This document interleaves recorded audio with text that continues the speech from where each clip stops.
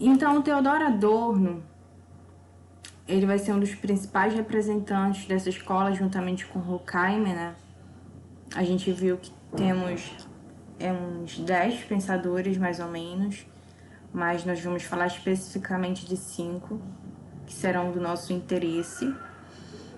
O Theodor Adorno, que vai escrever uma obra máxima com Horkheimer, né, que é a Dialética do Esclarecimento, é a obra mais famosa dos dois, né? E a gente já sabe que essa linha de pensamento vai ter uma perspectiva crítica, uma perspectiva na qual a gente vai ter uma vertente marxista, né? Esse pensamento um tanto quanto mais voltado para uma crítica do capital. Então, repetidas vezes a gente vai falar um pouquinho de Marx, repetidas vezes dessa luta de classes, né? Da crítica à burguesia e tudo mais, que é a característica principal do pensamento do Marx, né? E que se estende para outros teóricos também. Lembrando que o pensamento de Marx vai ser influenciado por um teórico que a gente já viu, que é o Rousseau, né? Quando ele vai fazer a crítica da propriedade privada e tudo mais, que é uma das características marcantes do capital, né? Da crítica ao capital. Então, o Adorno em específico, ele vai falar muito sobre um conceito importante para o campo da emancipação do indivíduo, que é o caminho que ele encontra para essa emancipação do indivíduo, que é a questão da política e da educação política, né? Então, é algo que ele sempre reafirmou nos seus postulados, nas suas teorias, dessa afirmação de que nós precisamos estudar, ter uma educação libertadora do campo político, e isso se assemelha muito ao pensamento do Paulo Freire, né, que na verdade é posterior a ele, que tem essa perspectiva da autonomia do indivíduo e tudo mais, que é conhecido pela sua famosa frase da educação libertadora, né? Quando a educação não é libertadora, o sonho do oprimido vai ser se tornar opressor, né? Então, essa educação política que vai se estender durante a aula, o conceito dela, né, que ele vai defender muito. Então, o Adorno, ele está muito preocupado com o processo de afastamento do indivíduo do campo político, né? Então, quando os indivíduos eles param de discutir política, quando eles não se interessam mais por esse tema, quando o conhecimento ele não está mais vinculado a um processo de criticidade, nós vamos ter um momento do esvaziamento da esfera pública, que vai ser esse distanciamento da sociedade civil dos temas sociais e humanos que fazem parte do nosso dia a dia, que são necessários um debate a todo instante, né? Senão você entra num processo que muitos teóricos vão chamar de alienação, da ausência dessa liberdade de pensamento, que a gente viu com Kant, né? Quando ele vai falar sobre a passagem da minoridade para a maioridade, né? O sapere aude, que é o uso e saber, que está vinculado a essa emancipação da nossa racionalidade. Em especial, na escola de Frankfurt, a gente vai ter uma crítica muito feroz a essa nossa concepção de seres racionalistas. Então, a nossa racionalidade, que por muito tempo foi cultivada como algo inabalável, ela encontra as suas primeiras críticas, assim, um tanto quanto mais severas, né? Então, isso aqui já é uma alusão ao que a gente falou sobre o racionalismo cartesiano, né? Essa perspectiva do penso logo existo, da razão como algo sagrado e ilimitado, e que na verdade na escola de Frankfurt nós vamos ter essa quebra de pensamento. Nós vamos ter uma propagação de uma razão instrumental, que o próprio nome já nos condiciona a um pensamento no qual nós nos tornamos instrumentos, né? A nossa racionalidade se tornou um instrumento para algo, e negligenciamos a nossa racionalidade cognitiva, que é essa racionalidade voltada para o campo do livre pensamento, da autorreflexão, que é a base, né, da liberdade do indivíduo. Então, nós vamos ter um processo de acorrentamento do pensamento do indivíduo nesse momento, né? A razão recebendo suas primeiras críticas mais severas, mais contundentes. Lembrando sempre que isso aqui vai estar sempre vinculado a um postulado do capital, né? Então, essa razão instrumental, ela se torna meio para o quê? Ela quer atingir um determinado fim. E qual é esse fim, né? São sempre as perguntas que esses teóricos vão fazer. Então, nós vamos ter, né, uma orientação para a emancipação, que vai se dar através da educação política, a postura de um comportamento crítico, né, de um comportamento no qual nós vamos rechaçar uma teoria tradicional, que é aquela teoria de que nós somos seres livres e pensantes, quando na verdade a nossa liberdade, o nosso livre pensamento foi há um tempo já acorrentado, né? Essa crítica que vai se perpetuar durante todas as obras desses autores. E é claro que eles vão buscar soluções para os problemas, né, que eles estavam vinculados naquele momento na Alemanha. E eles mesmo na própria escola vão se passar pelo processo de criticidade, né? Então a gente vai ver que o Adorno e Horkheim não concordam muito com o pensamento do Walter Benjamin, o Habermas, que é o expoente da segunda geração, que vai ter uma perspectiva mais voltada para o campo da linguagem, né? A linguagem como uma condutora do poder, né? E isso lembra muito o Michel Foucault, que o poder não está centralizado nas mãos de um indivíduo ou de um grupo de pessoas, que era a proposta dos teóricos contratualistas, mas que na verdade o poder vai estar em movimento, né? E um dos grandes fatores disso é o poder da fala e da persuasão. Então, na verdade, aqui o discurso vai ser muito importante, né? O discurso, a oratória, e isso também vai lembrar muito Aristóteles quando ele fala sobre a concepção de oratória, que também lembra os sofistas, que trabalham especificamente muito isso. Então a gente vai ter assim um encadeamento de teóricos, né, para falarmos da teoria crítica da escola de Frankfurt em si. E é até bom porque a gente faz a revisão dos outros autores também.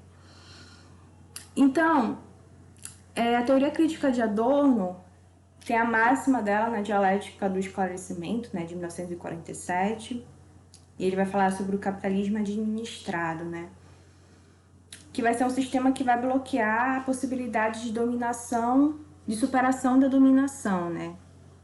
Então, esse capitalismo administrado no qual nós estamos inseridos apresenta mecanismos que dificultam o processo de libertação do homem das correntes de dominação. E essas correntes de dominação vão ser conhecidas como ideologia, né? Que a ideologia ela vai estar a serviço de uma determinada classe dominante. A produção de determinados conteúdos de pensamento que muitas vezes nós pensamos que são nossos, mas que na verdade são produtos que nós recebemos, né? Então eles vão falar muito sobre essa questão do capitalismo administrado, especificamente o Adorno, na verdade. Então nós vamos ter um sistema econômico que vai ser regulado por forças políticas. Isso é muito notório, né? A gente sempre vai ter essa concepção de política muito forte aqui. Eu estava falando para a turma anterior que esses teóricos eles não falam abertamente sobre qual forma de governo eles preferem, monarquia, aristocracia, democracia, eles não falam muito sobre isso, mas sempre que eles vão fazer uma crítica ao capital, a essa racionalidade instrumental, essa industrialização da cultura e etc., automaticamente eles vão puxar um conteúdo um tanto quanto político, né? A política ela se faz presente aqui.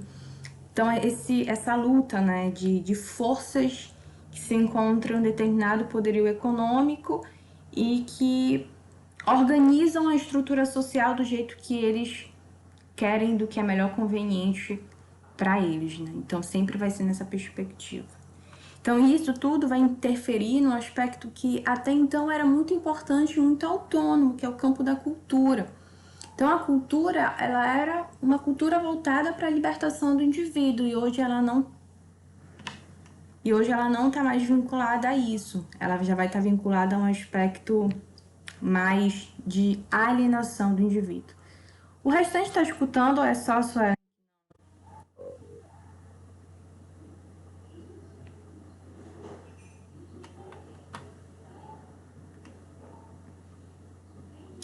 Tá, então é o dela.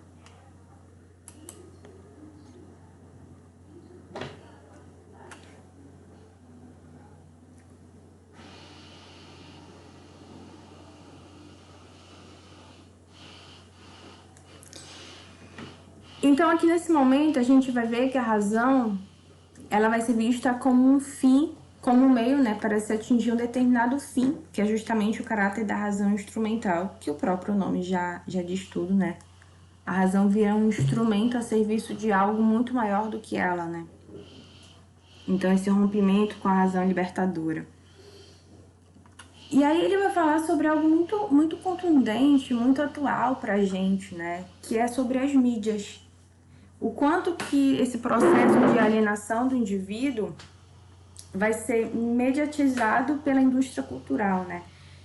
Então, é claro que naquele período a gente não vai ter um avanço tão notório dos meios de comunicação num processo de alienação do indivíduo. Isso é algo que pode ser e que é atualizado, né? Que é mais atual.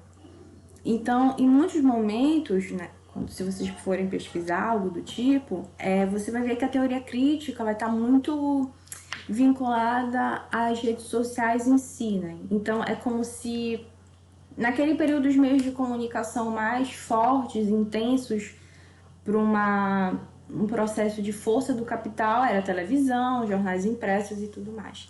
Então, hoje em dia, é a rede social, né? Não que a TV, jornais em si tenham perdido muito a sua força, mas que eles se encontram em um processo de distanciamento mais do público em relação às redes sociais, que é muito mais intenso, porque é algo que faz muito mais parte do nosso dia a dia, né? Porque a gente está a todo momento conectado de alguma forma. Então esse bombardeio de informações a todo instante, né? Que vai ser permeado pelos grupos de WhatsApp e as redes sociais em geral. Então a informação ela se tornou muito mais fácil. Às vezes ela chega para ti sem nem tu pesquisar, ela simplesmente já chega. E antes era um processo diferente, né? Um processo um pouco mais não tão veloz, né? E aí é claramente o Adorno conversando com a gente sobre esse processo de força, né, do capital numa implementação de um pensamento. Então a gente vai ter o aspecto da cultura como conservadora ou afirmativa. Conservador aqui, gente, nessa perspectiva, não é o conservadorismo que a gente conhece hoje do campo político. É no sentido mesmo de conservar uma determinada norma que já está estabelecida. O conservadorismo político ele vai muito além de um processo de luta de ideias que nós não precisamos entrar nesse assunto aqui. Então, essa afirmação também, né? Essa afirmação de um modo de produção e de um modo de pensamento, né? E aí, novamente, a gente vai voltar a Foucault, que vai falar sobre a relação entre a verdade e o poder, né? Se antes a gente tinha a ideia de que a verdade era uma construção anterior ao poder, a gente percebe que agora, na verdade, é o poder que vai determinar qual verdade nós vamos ter, em qual verdade nós vamos acreditar. Então, essa é uma teoria muito forte dentro da teoria crítica, né? E a cultura vai estar a serviço desse processo político. Então, a saída que ele vai encontrar é a educação política, estética e cultural, né? Com foco em especial na educação política, que é a marca do Adorno. Então, a teoria crítica de Adorno, né, mais atual.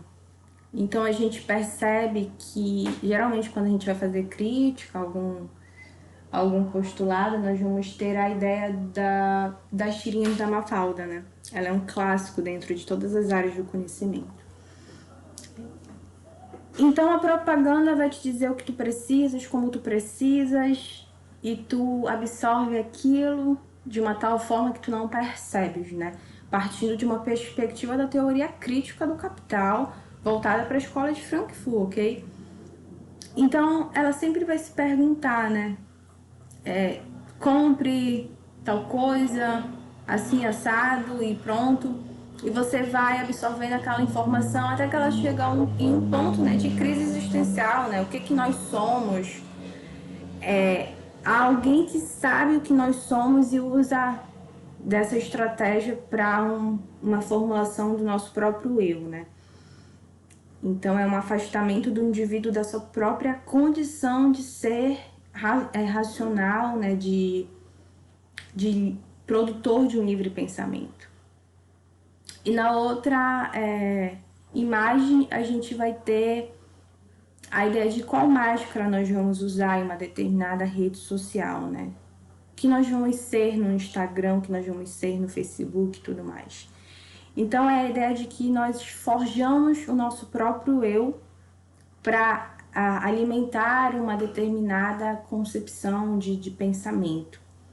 Então essa é uma teoria mais atual, né, e adaptável à concepção do pensamento de Adorno, né? Então a educação política em Adorno, que é o campo mais forte dele, né, que vai estar totalmente vinculado nas suas obras. Então ele vai dizer que muito tempo acreditou-se que nós estávamos numa sociedade altamente esclarecida, né? O esclarecimento que vai lembrar automaticamente Kant, né? Que é o autor que fala sobre isso.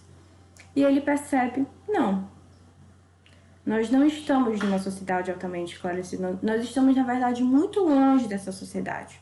Nós estamos numa sociedade administrada, que tem total conexão com o quê? Com o capitalismo administrado que a gente falou anteriormente. Então é sempre essa elaboração, né? De um capitalismo administrado, de uma sociedade administrada, no qual o indivíduo não vai ter o teor da liberdade muito claro, né? Então, o esclarecimento, por muito tempo, teve o objetivo de livrar os homens do medo e de investi-los na posição de senhores, né, de donos do seu próprio eu. Mas essa ideia de esclarecimento, na verdade, é apenas uma representação de uma calamidade triunfal que vai ser representada por essa ausência de liberdade de pensamento que vai ser pautada no modo de produção, né? E que tem total relação com o campo político e tudo mais da sociedade do consumo. Então ele compreende a sociedade daquele período dessa forma, ok? Então o poder econômico, essa visão utilitária, né, utilitarista e essa racionalidade técnico-instrumental vão ser a fonte de alienação do indivíduo, né? A questão do indivíduo alienado. Então nós vamos ter uma conexão de vários conceitos para formular um indivíduo que passa por um processo de alienação, né? E esse processo de alienação que vai estar automaticamente vinculado a uma ideologia. O conceito de ideologia na filosofia, ele vai ser muito mais... É diferente do que vocês vão ver na sociologia, assim, em termos de um conteúdo mais vinculado às áreas, né?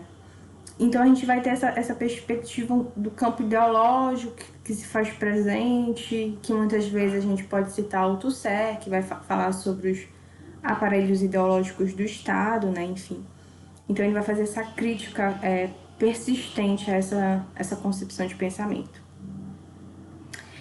Então ele vai falar sobre até que ponto a educação vai ser libertadora se nós apenas colocarmos, né, uma perspectiva de pedagogia tradicional, né, de educação tradicional, na qual nós temos apenas o depósito do nosso conhecimento, né? Então, na verdade, ele acredita que o caminho para isso é a modelagem de pessoas, né? Uma modelagem na qual você tem o teor da criticidade, você precisa que o outro tenha esse estalo de criticidade, e não meramente aquela produção de mera transmissão de conhecimento, né? Que ele vai fazer muito essa crítica à educação daquele período, que pode se estender claramente ao período atual, né? Então, a educação política em Adorno, né? Como alcançar uma democracia sem pessoas emancipadas? Como é que você encontra essa possibilidade, como é que ela vai ser manifestada na perspectiva dele. Ele que vai ser um teórico que vai defender justamente essa emancipação numa perspectiva da qual você precisa se distanciar do capital, e isso vai ser muito complicado, porque é muito difícil você se distanciar do capitalismo se você vive numa era assim. Então, é muito utópico, né, as teorias desses teóricos, porque você está arraigado no modo de produção, né? Então, esse distanciamento de pensamento muitas vezes se torna um tanto quanto complicado, porque você já pegou ali todas as características daquele pensamento, e aí a criticidade, até a construção crítica em torno do capital vai ter um pouco dele. Isso aí é uma crítica de muitos autores em relação à escola de Frankfurt, né? E os outros teóricos de uma vertente um pouco mais à esquerda. Ok? Tudo certo em relação a esse autor? A gente vai falar agora do Walter Benjamin, que vai ter uma concepção diferente, que vai falar um pouquinho sobre a questão da obra de arte, né? O papel da obra de arte.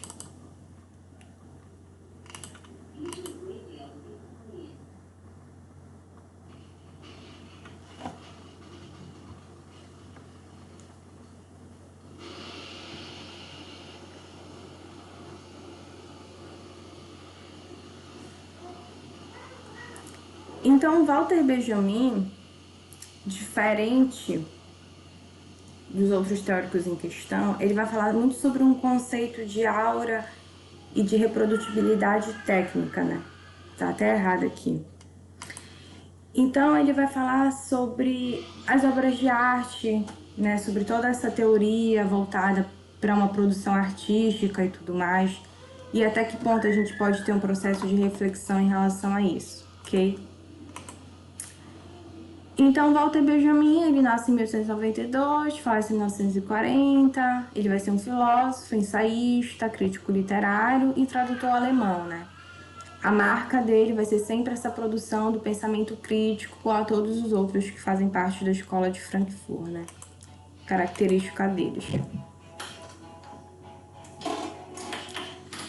Então, ele vai falar sobre a obra de arte na era da reprodutibilidade técnica, que é a obra máxima dele, né? Que é uma obra de 1935. E aí, nessa obra, ele vai analisar as mudanças e novas técnicas na esfera da cultura, né?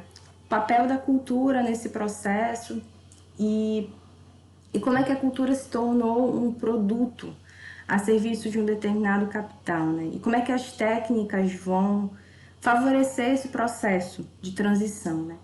Então, o conceito de reprodutibilidade técnica vai ser muito persistente aqui, porque ela vai ter um caráter de superação da aura, que vai ser tão defendida por esse autor, que é a questão da autenticidade, e vai apresentar uma função social que vai ser a função política, né?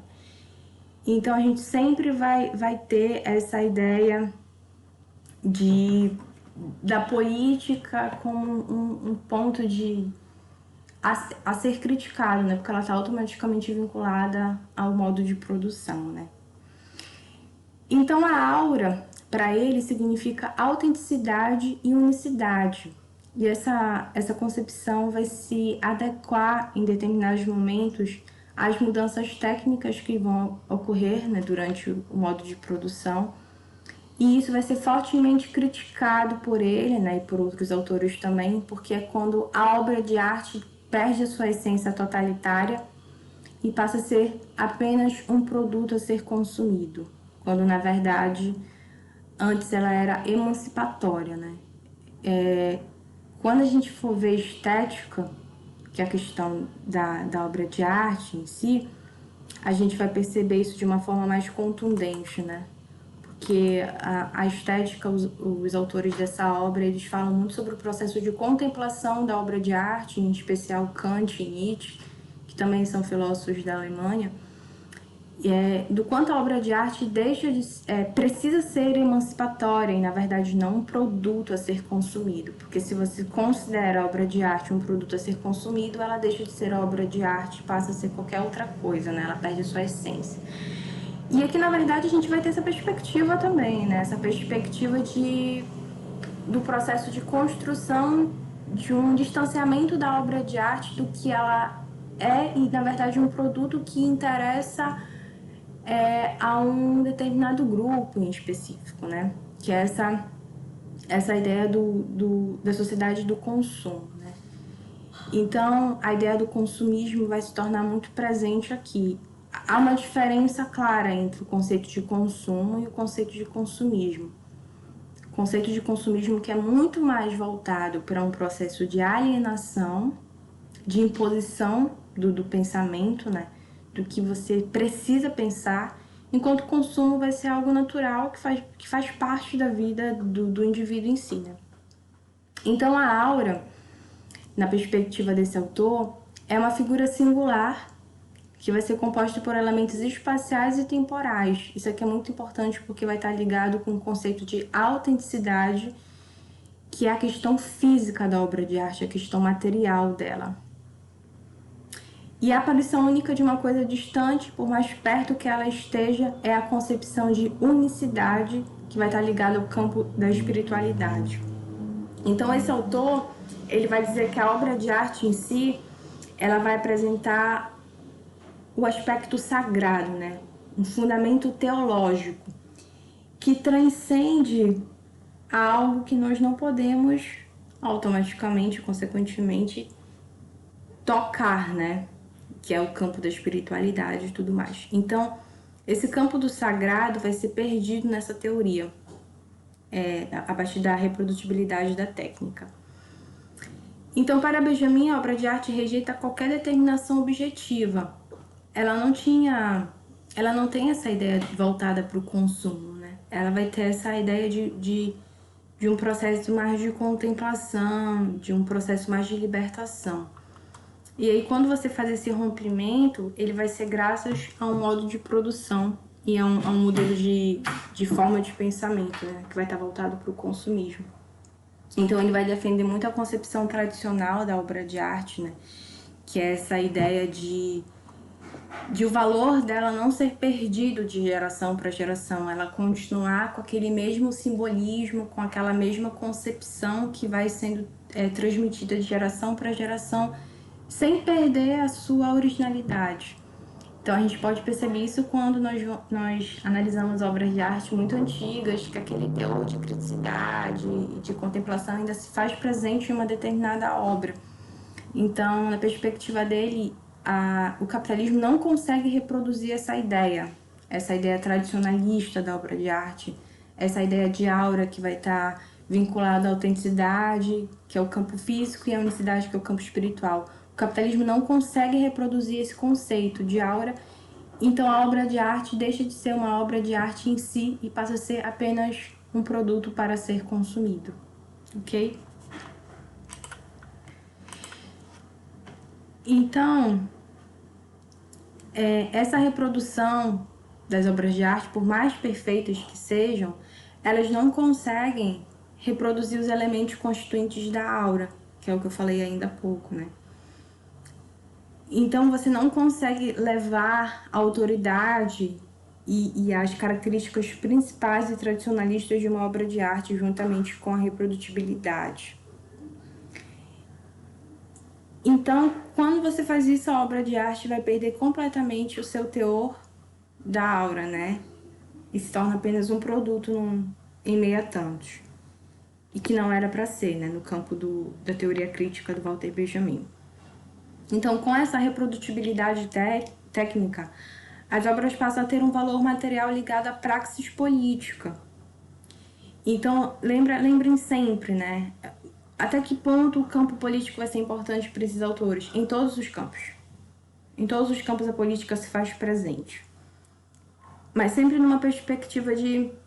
Sempre que der, vou criticar aqui o modo de operação desse sistema, né? Porque eles são de uma vertente que os condiciona a esse pensamento. Ok? E aí nós vamos ter o desejo das massas modernas, que é a questão vinculada ao consumismo, e aqui a gente vai ter uma grande um grande ponto, que é justamente essa ideia do consumismo, né? Você forjar um consumidor e você forjar um produto. Forjar um consumidor é essa ideia de que você precisa criar um consumidor para aquele produto e você o faz a partir das propagandas, né? A partir do marketing. Isso é a estratégia deles e faz parte da produção desde o começo, né? Então, o modo de produção te condiciona a uma estrutura de pensamento no qual você pensa, poxa, preciso desse produto, né? E na verdade você não precisa, que é justamente essa ideia de você comprar algo, na verdade, buscando uma satisfação pessoal, e você compra esse algo e depois de um tempo você nem precisa dessa coisa em si. Então ele vai falar muito sobre esse conceito, né, desse desejo insaciável dentro do campo do consumismo, né, que é a crítica do consumismo em massa. Então o valor do culto, né, o valor de você apreciar uma obra de arte vai ser substituído pelo valor de exposição. É aquela perda, né, da questão da aura de uma obra de arte e passa a ser simplesmente uma concepção mais voltada pro capital, né? E aí ele vai falar sobre as artes perspectivas, que é o cinema e a fotografia também, que vão demonstrar uma renúncia dos valores eternos na arte moderna, que é o processo de fragmentação da reprodução. Ele vai criticar muito o cinema e a fotografia porque existe toda um recorte por trás do processo de construção dessas obras. E esses recortes vão estar sempre vinculados a uma ideia dominante na perspectiva dele, sempre vai ser nessa perspectiva, né? Então ele fala muito sobre esse conceito. E a obra passa a ser aprimorada por seus receptores e criadores, isso é algo muito claro para ele, né? E esse processo de aprimoramento é o que eu falei anteriormente para vocês. A obra de arte perde o seu teor essencial e inicial e passa a ser apenas um produto que você vai expor que tem. É basicamente isso, né? Então a cultura ela vai ser inserida num processo de produção da vida material, que vai ser reconhecida como um dos elementos da ordem social, que vai estar condicionada a várias estruturas, né, econômicas, políticas, jurídica e ideológica, né, que esse campo é vasto da política em si. Então eu vou terminar aqui, porque não vai dar tempo, eu não posso trabalhar a aula do outro professor. Essa aula está gravada, então vocês vão poder acessar na plataforma. Vou ver no livrão de vocês se tem atividade para vocês treinarem, né, esses conceitos. E é isso, gente. Uma boa aula para vocês.